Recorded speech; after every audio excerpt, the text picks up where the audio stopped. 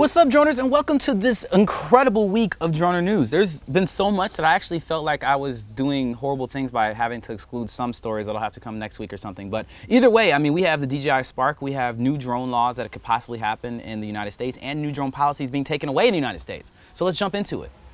Coming at number one, our President Trump has recently his administration recently has circulated a draft of a law to members of Congress that will give the government authority to hack, track, and destroy drones on domestic soil, which includes, obviously, consumer drones. Pretty much he was just like, yo, these drones are scary, and we don't have the ability, the laws say that we don't have the ability to hack them or literally destroy them if they're in a space that we don't believe they're supposed to be in. Until Congress adopts it into something that they propose on the floor of Congress, then it really doesn't mean anything. He's just saying, this is what I want to happen.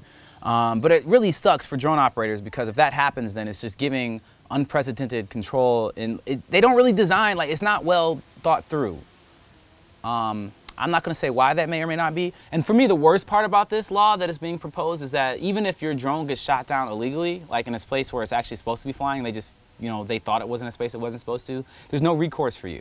So it's pretty much saying they can do whatever they want to your drone, and there's nothing you can do about it, just because, they're the government and they do what they want. But either way, all that to say is that, you should definitely, if you're a drone pilot, you should definitely keep your eye on this, because this is definitely going to be affecting all of us. Coming in number two, more drone-based fear.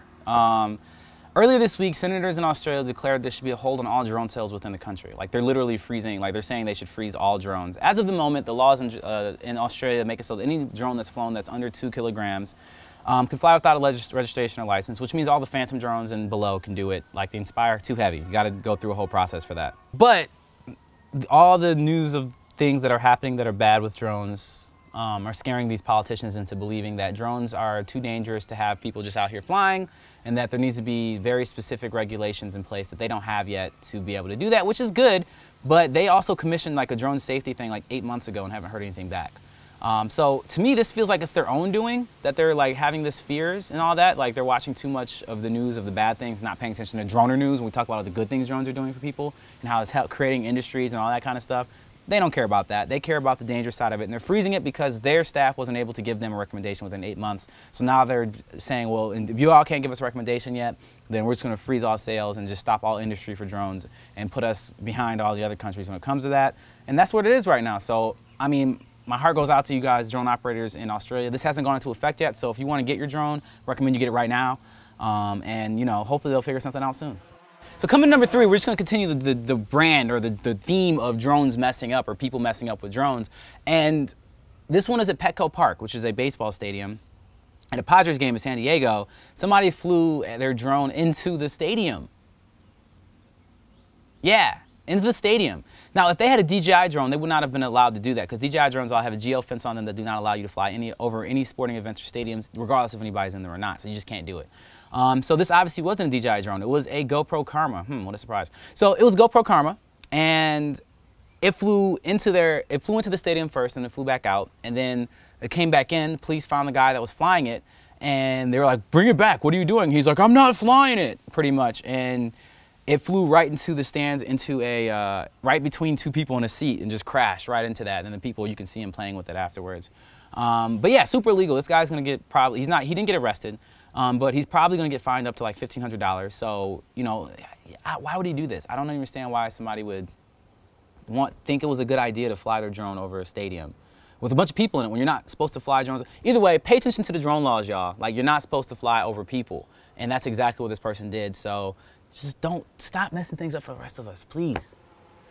So coming to number four, we have the FAA Rule Change for hobbyists. Pretty much what happened is a huge news in hobbyists and drone laws, and the way the FAA is regulating drone laws, is a guy named John Taylor. He's an attorney and a drone pilot, challenged the FAA's authority to regulate hobbyist drones because he does fixed-wing drones and all that. Now, because of the new FAA law, he had to register all of his drones. He said that's illegal. You're not allowed to do that. Congress hasn't given you the authority, and the courts have agreed with him. So now everybody who paid $5 to register their drones, or each one of their drones with the FAA, all of that apparently was collected illegally, which is between $3 and $4 million.